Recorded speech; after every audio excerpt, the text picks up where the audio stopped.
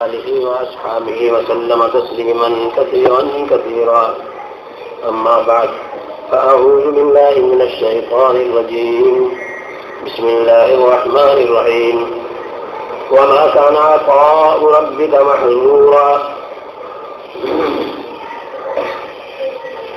صدق الله مولانا العظيم.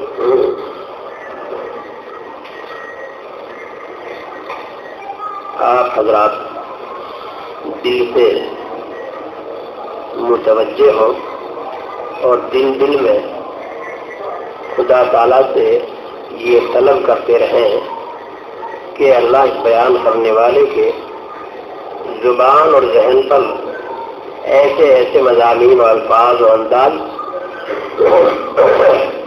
لائیے جس سے کہ ہم کو زیادہ سے زیادہ نفع اور زیادہ سے زیادہ فائدہ ہو، ہماری دین کی سمجھ کے اندر ترقی ہو، ہمیں عمل کے جذبات پیدا ہو اور ہمیں عمل کی توفیقات بسہولت عطا ہو.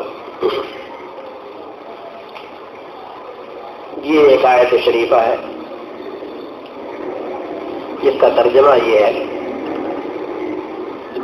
کہ تیرے پروردگار کی عطا روکی ہوئی نہیں ہے. عطائے خداوندی اور انعام خداوندی مخلوق کے لیے ہر وقت اللہ تعالیٰ کی طرف سے تیار رہتا ہے.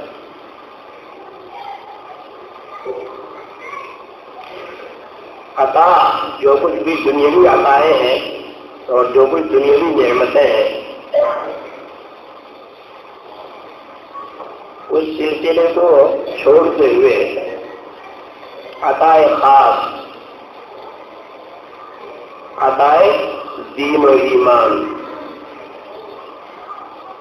اس سلسلے میں کچھ عرض کرنا ہے.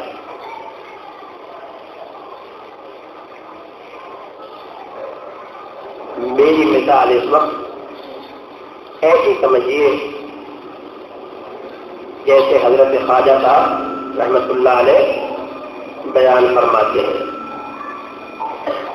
وہ فرماتے ہیں نقل ارشادات مرشد میں کنم، نقل ارشادات مرشد میں کنم آج مردم میں کند بوزینا ہم. اصل کی برکت سے لیکن کیا عجب، نقل سے بھی ہو وہی فیض ختم. فرماتے ہیں میں مرشد کے، شیخ کے، پیر کے، رہنما اور رہبر کے کچھ ارشادات نقل کر رہا ہوں، اور یہ کوئی ایسی بات نہیں، کوئی ایسا کمال اور کوئی ایسی خوبی نہیں ہے جس پر فخر کیا جا سکے، بلکہ نقل تو بندر بھی کر لیا کرتا ہے. بندر کا نقل کرنا مشہور و معروف ہے. وہ جیسا دیکھتا ہے انسان کو اس کی نقل کرنے لگتا ہے.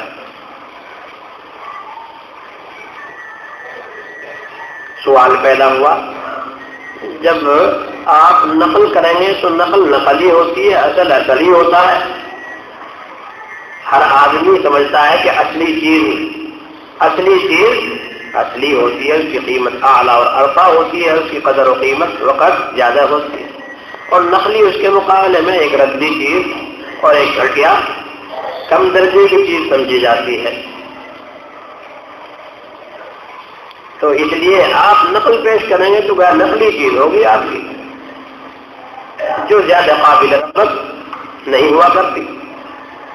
آگے اگلے شعر میں اس کا جواب دیتے ہیں کہ تم یہ مت سمجھو کہ نقل تمہارے کام کی نہیں ہے اور نقلی چیز ہمیشہ بیکاری ہوا کرتی ہے، بے وقت ہوا کرتی ہے. بلکہ فرماتے ہیں کہ جب میں اصل کی نقل کر رہا ہوں اور اصل تمہارے سامنے موجود نہیں ہے تو تم کو تو اس وقت فیض حاصل کرنا نقل سے ہی ضروری ہے. فرماتے ہیں اصل کی برکت سے لیکن کیا عجب نقل سے بھی ہو وہی فیض اعظم. کوئی تعجب کی بات نہیں ہے کہ جب نقل اصل کے مطابق ہوتی ہے تو اس اصل کے برکات اور اس کے ثمرات نقل تک پہنچ جایا کرتے ہیں،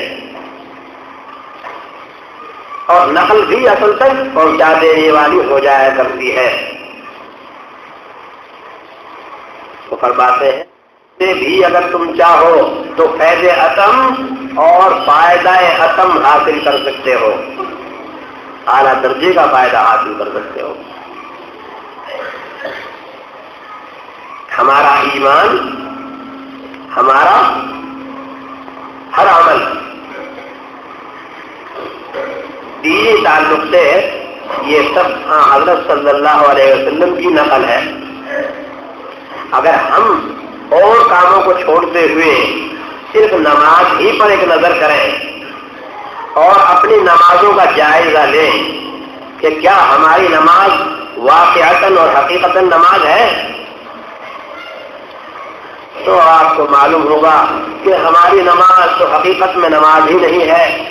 نماز کی محض ایک صورت اور ایک نقشہ اور نقل ہے. اور چونکہ حضور اکرم صلی اللہ علیہ وسلم نے نقل کرنے کا حکم دیا ہے، فرماتے ہیں صلو کما رأیتمونی اصلی، نماز پڑھو اس طرح جس طرح تم مجھ کو نماز پڑھتے ہوئے دیکھتے ہو، یعنی میری نماز کی نقل کرو. تو دیکھیے نماز کی نقل بھی اللہ تعالیٰ کے یہاں اصل کے برابر کر دی جائے گی. کبھی نقلی چیزیں محض فضل اور عطا سے بہت زیادہ بڑھ جاتی ہیں. دنیا کے بڑے بڑے لوگوں کا بھی، نوابوں اور بادشاہوں کا بھی یہ دستور ہے، اگر کوئی ان کے سامنے کسی چیز کی نقل پیش کیا کرتا ہے تو وہ اس کو بہت انعام دے دیا کرتے ہیں. خربوزہ نہیں پیش کر رہا مگر خربوزے کی شکل صورت اس کا رنگ ڈھنگ بنا کر کے پیش کر رہا ہے. آم تو نہیں پیش کر رہا مگر آم کی نقل پیش کر رہا ہے، وغیرہ وغیرہ. تو خوش ہو کر اس کے اوپر انعام دیا جاتا ہے کہ نقل عمدہ طریقے پر کی ہے. تو دیکھو خدا تبارک و تعالیٰ تو بہت بڑے کریم اور بہت بڑے سخی، اور ان کے خزانوں کا، ان کی عطاؤں کا تو کوئی شمار اور حد و حساب ہی نہیں. وہ اپنے بندوں کے عجز اور ضعف اور کمزوری پر نظر کرتے ہوئے اگر نقل پر بھی انعام اور عطا زیادہ سے زیادہ عطا فرما دے تو کیا تعجب ہے. حضرت تھانوی رحمۃ اللہ علیہ فرماتے ہیں کہ بھئی یہ مت سمجھو کہ ہماری کیا نماز ہے، ہمارا کیا روزہ ہے، یعنی اپنے عمل کی کمزوری کو دیکھتے ہوئے ان کو حقیر نہ سمجھو، بلکہ جتنا ہو سکے مشابہ بنانے کی اور نقل کو اصل کے موافق بنانے کی کوشش کرتے رہو. اس پر بھی اللہ تبارک و تعالیٰ فضل فرما دیں گے. آپ حضرات کو حضرت موسیٰ علیہ السلام اور جو ان کے مقابلے کے لیے فرعون نے ساحران اپنے ملک کے جمع کر کے اور حضرت موسیٰ علیہ السلام کا مقابلہ کرایا تھا، آپ کو معلوم ہونا چاہیے، معلوم ہوگا، سنا ہوگا کہ معجزات بھی دیکھے، بیانات بھی سنے. حضرت موسیٰ علیہ السلام کی شخصیت سے پورے واقف تھا اور بار بار حکم فرمایا جاتا ہے فرعون کے پاس جاؤ، اس کو سمجھاؤ، شاید سے وہ نصیحت حاصل کرے، وغیرہ وغیرہ. خصوصیت کے ساتھ فرعون کو سمجھانے کے لیے اور اس کی تبلیغ و تعلیم کے لیے بھیجا جا رہا ہے. مگر یہ سب کچھ ہونے کے بعد جادوگروں کو تو ایمان لانے کی توفیق ہو جاتی ہے، مگر فرعون کو پھر بھی توفیق نہیں ہوئی. حضرت موسیٰ علیہ السلام نے اللہ تعالیٰ کی جناب میں عرض کیا، اے اللہ یہ کیا حکمت ہے، یہ کیا راز اور کیا بھید ہے کہ جس کے لیے مجھ کو بالقصد بھیجا گیا اور اس کو سمجھانے کا اہتمام اور ارادہ کیا گیا اور کوششیں کی، معجزے بھی طرح طرح کے دیکھے اس نے کو دکھلائے گئے. اس کو تو ایمان نصیب نہیں ہوا، اور جو میرے مقابلے کے لیے آئے تھے ان کو ایمان نصیب ہو گیا۔ فرمایا کہ موسیٰ تم نے ظاہر صرف اتنی بات پر نظر کی، یہ بھی تو دیکھو کہ انہوں نے ادب اختیار کیا تھا۔ ان کو یہ احتمال ہوا کہ جب یہ دعویٰ نبوت کا کر رہے ہیں، ہو سکتا ہے کہ واقعی میں نبی ہوں۔ اگر واقعی میں نبی ہوئے اور ہم ان کا مقابلہ کر رہے ہیں تو خدا کا قہر و غضب ہمارے اوپر نازل ہوگا۔ اس لیے کم سے کم ان جیسی صورت، ان جیسا لباس، ان کے لباس کی نقل تو کر لو۔ شاید ہے اس نقل اور اس مشابہت کی وجہ سے ہی خدا تبارک و تعالیٰ کو ہم پر رحم آ جائے۔ فرمایا کیونکہ تم ہمارے محبوب ہو، ہمارے پیارے ہو، تو ہمارے پیارے کا جو لباس اختیار کرے، اس کے لباس کی جو نقل و مشابہت اختیار کرے، ہماری غیرت کو یہ تقاضا نہیں، غیرت کا یہ تقاضا نہیں ہے کہ ہم اس کو محروم کر دیں۔ دیکھو ادب اختیار کیا، مشابہت اختیار کی۔ لباس کو لوگ سمجھتے ہیں، لباس کو لوگ سمجھتے ہیں کہ لباس کی مشابہت میں کیا رکھا ہے۔ اس سے آپ کو پتہ چل گیا کہ لباس کی مشابہت میں کیا رکھا ہے۔ اور کسی آدمی کا لباس، اس کی مشابہت اختیار جبھی کیا جاتا ہے جبکہ اس دل میں اس کی کچھ کسی درجے محبت ہو، عظمت ہو۔ جس چیز کی ہمارے دل میں عظمت اور محبت نہیں ہوگی، ہم اس کی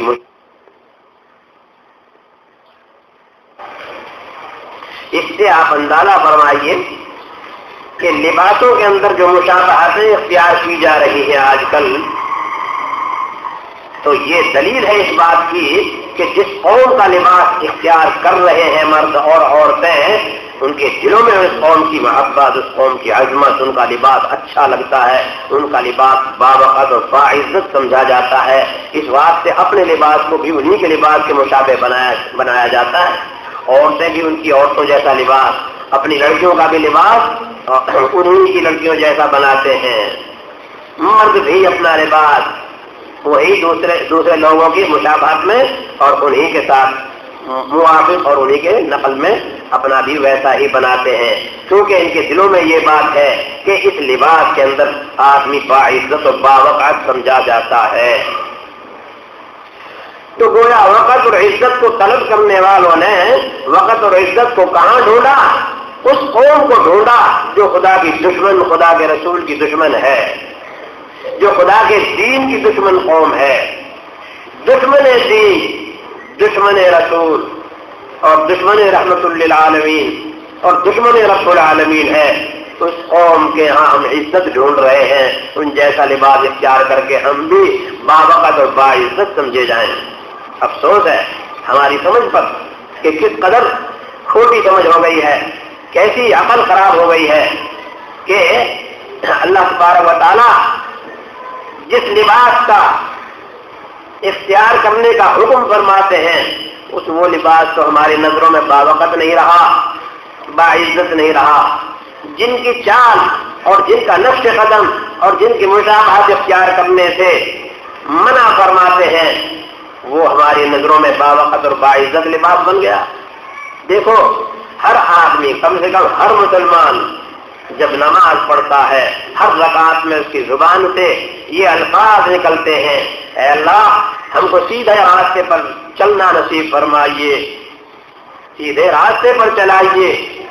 سیدھا راستہ کون سا ہے وہ بھی متعین فرما دیا۔ سیدھا راستہ ان لوگوں کا ہے کہ جن پر آپ نے خصوصی انعام یعنی دینی انعام فرمایا ہے، ان کو دینی درجات اور ایمانی رفعتیں عطا فرمائی ہیں۔ اگلی آیت میں اس کو فرما دیا انعمت علیہم کا بیان آ گیا۔ اگلی آیت آگے پاروں میں فرمایا کہ جن لوگوں پر اللہ تعالیٰ نے خصوصی انعام فرمایا وہ کون ہیں؟ اولئک الذین انعم اللہ علیہم من النبیین والصدیقین والشہداء والصالحین۔ مقبولین کے طبقات اور درجات بیان فرما دیے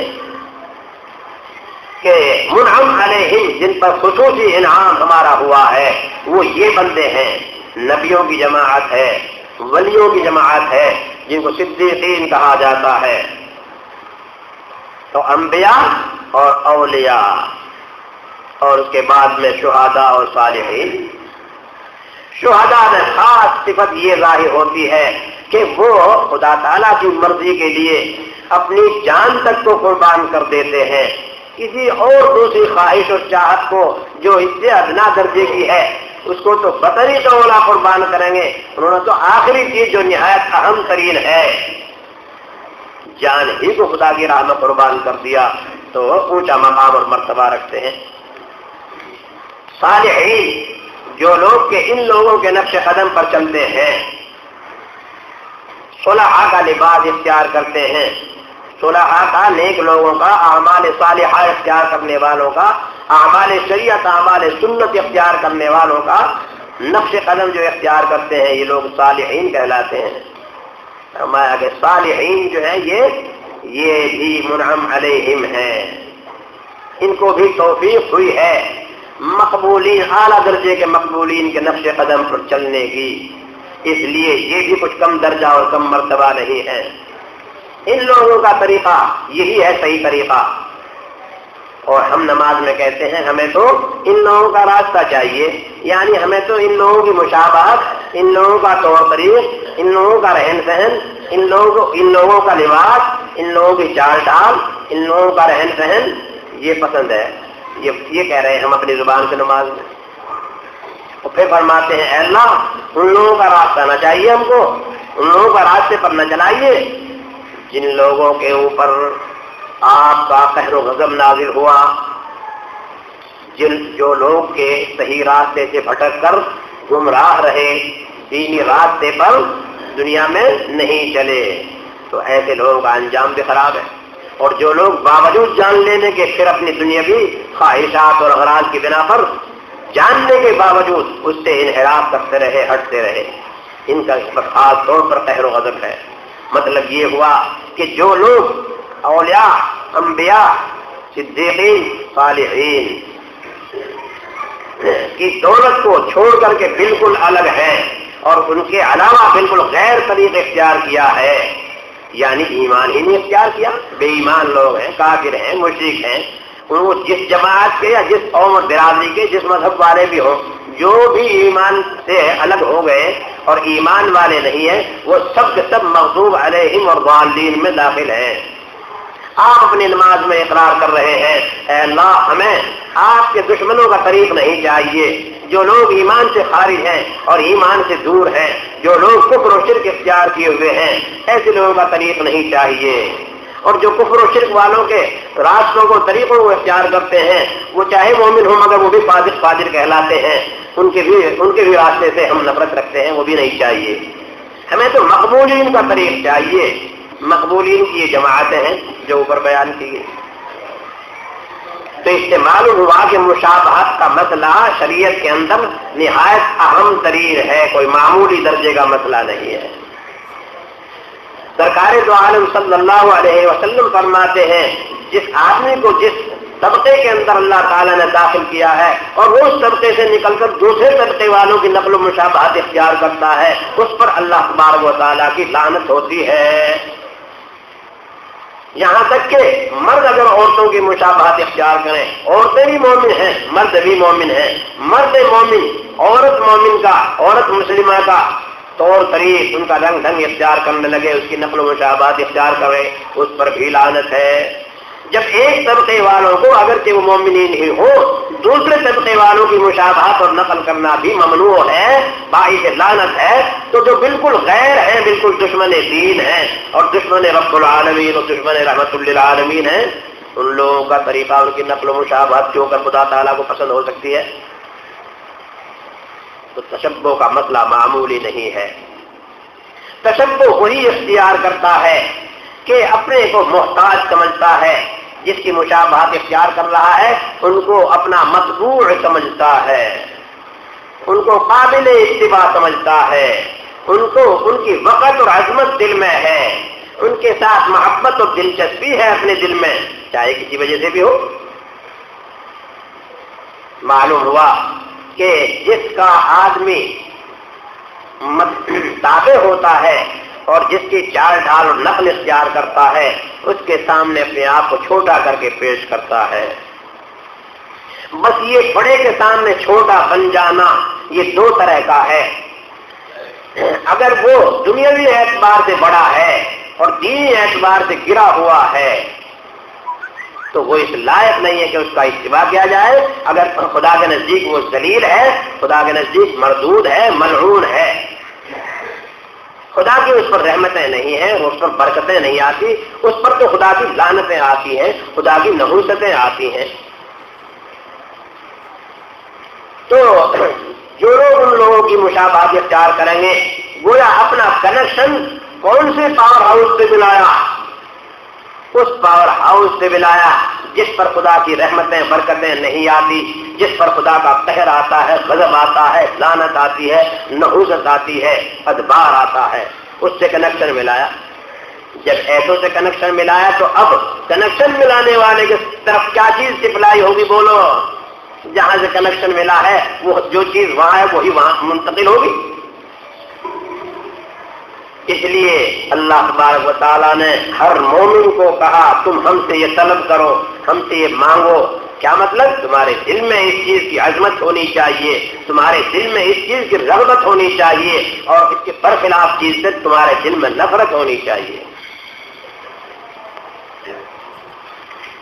تو جو لوگ طریق اختیار کرتے ہیں مقبولین کا، وہ اپنے اونچے اپنے اوپر والوں کو اپنے سے معظم سمجھتے ہیں، اپنے سے باعزت اور باوقت سمجھتے ہیں اور اپنے آپ کو ان کا محتاج سمجھتے ہیں اور اپنے آپ کو ان کا ساتھ اور ماتحت بناتے ہیں۔ یہ ایک چیز ایسی ہے، اس کو تواضع بھی کہتے ہیں، اس کو ادب بھی کہتے ہیں۔ تواضع اور ادب جو اختیار کیا جائے گا اس کے اوپر خدا تبارک و تعالیٰ کا فضل، خدا تعالیٰ کی رحمت ہے۔ مگر کہاں تواضع اور ادب اختیار ہوگا یہ بھی آپ کو معلوم ہو چکا۔ جو خدا کے دشمن ہیں ان کے سامنے جھکنا، ان کے سامنے اپنے کو پست کرنا، ذلیل کرنا، یہ خدا کو ہرگز پسند نہیں ہے۔ اس لیے وہ تو اپنے آپ کو ذلیل کرنا ہے۔ فیض حاصل ہونے کا، برکتیں حاصل ہونے کا اور رحمتوں کے آنے کا وہ کوئی راستہ نہیں ہے۔ تو ادب اختیار کرو، ادب، تواضع اختیار کرو، اس پر خدا تعالیٰ کی رحمتیں آتی ہیں، اس پر خدا تعالیٰ کا فضل آتا ہے، خدا تعالیٰ کا انعام آتا ہے۔ دیکھو سب لوگ، ہم سب کے سب جیسے اللہ تعالیٰ سے محبت رکھتے ہیں، اللہ تعالیٰ کی عظمت ہمارے دلوں میں ہے، ہم اللہ تعالیٰ کے جو خاص الخاص بندے ہیں جن کو انبیاء اللہ کہتے ہیں، اللہ کے نبی، ان سے بھی اللہ کے بعد میں ان سے بھی اعلیٰ درجے کی محبت ہے۔ اور جو انبیاء کے طریق پر چلتے ہیں جن کو ہم اولیاء کہتے ہیں، تو اولیاء بھی چونکہ نبیوں کے نقش قدم کو اختیار کرتے ہیں اس واسطے ہمیں ان سے بھی محبت ہے، ان کی بھی ہمارے دلوں میں عظمت ہے۔ لیکن اتنی بات یاد رہے کہ نبوت کا دروازہ تو بند ہو گیا، نبوت کا سلسلہ تو ختم ہو گیا، مگر ولایت کا سلسلہ ختم نہیں ہوا۔ حضرت تھانوی رحمۃ اللہ علیہ نے فرمایا نبوت کا سلسلہ ختم ہو گیا لیکن ولایت کا اور علم کا سلسلہ ختم نہیں ہوا۔ جو صحیح اصولوں سے اور صحیح طریقوں سے اور آداب کے ساتھ حاصل کرنا چاہے گا اس کو اللہ تبارک و تعالیٰ عطا فرمائیں گے۔ اس آیت کا جو آپ کے سامنے تلاوت کی گئی اس کا مطلب بھی یہی ہے۔ حضرت تھانوی رحمۃ اللہ علیہ نے ایسے ہی موقع پر اس کو تلاوت فرمایا تھا اور فرمایا تھا ہر مومن کے اندر ولی ہونے کی صلاحیت موجود ہے، ہر مومن میں صلاحیت موجود ہے۔ جو بھی چاہے کہ وہ ولی بن جائے ولی بن سکتا ہے، ولی کا راستہ اس کے سامنے واضح اور صاف ہے۔ بس اتنی سی بات ہے، جب کوئی دل میں چاہت پیدا ہوا کرے کسی چیز کی اور جب کسی دل میں کسی چیز کی طرف میلان رجحان ہوا کرے تو ایک دم اس کی طرف نہ چل دیا کرو بلکہ اس کو ذرا تھوڑا کنٹرول کر لیا کرو، یہ سوچ لیا کرو کہ شریعت اس کی اجازت دیتی ہے یا نہیں، یہ جو میں کام کرنا چاہتا ہوں یہ شریعت کے موافق ہے اور یہ سنت کے موافق ہے یا نہیں۔ بس اگر شریعت کے موافق ہے تو شریعت کی اتباع میں کر ڈالو، کہہ ڈالو، اور سنت کے مطابق ہے تو اعلیٰ درجے کا شریعت کا طریقہ یہی ہے جو سنت کے مطابق ہو، تو اس کو اختیار کرو، اور اگر اس کے موافق نہیں ہے تو روک لو اپنی چاہت کو، بس اپنی چاہت پر کنٹرول کر لینا، یا یوں کہیے کہ اپنی چاہت کے خلاف کرنا، اپنی طبیعت کی مخالفت کرنا، اپنے نفس کی، اپنے من کی، اپنے جی کی مخالفت کرنا، اور خدا تعالیٰ کی چاہت کو مقدم کرنا، اس کو اختیار کرتے رہنا، رسول اللہ صلی اللہ علیہ وسلم کے سنت طریقے پر خدا تعالیٰ کی مرضی حاصل کرنے کے لیے، خدا کی رضا حاصل کرنے کے لیے کوشش کرتا رہے۔ اللہ تبارک و تعالیٰ نے اختیار دیا ہے، اور اللہ تعالیٰ نے ہر ایک کو سمجھ بھی دی ہے کہ وہ اگر سمجھنا چاہے تو کھرا کھوٹا اور برا بھلا اس کو صاف نظر آ جاتا رہتا ہے۔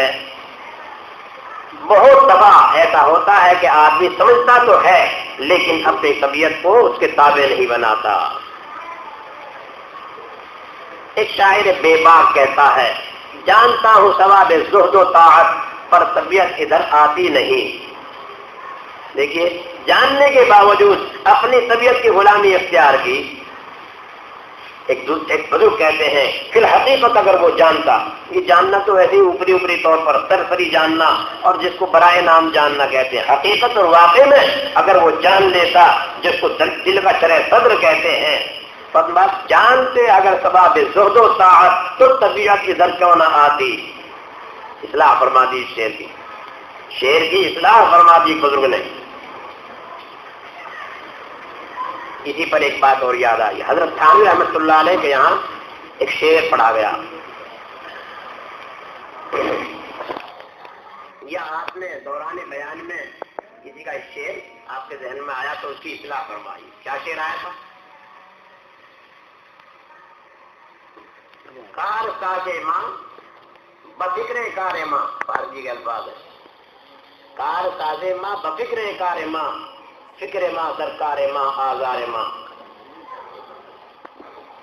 اس میں یہ بتلایا ہم اگر فکر و پریشانی میں پڑیں تو یہ تو پریشانی ہی کی چیز ہے، اللہ تعالیٰ کی طرف نظر کرو کہ وہ ہمارے کاموں کی فکر میں رہتے ہیں،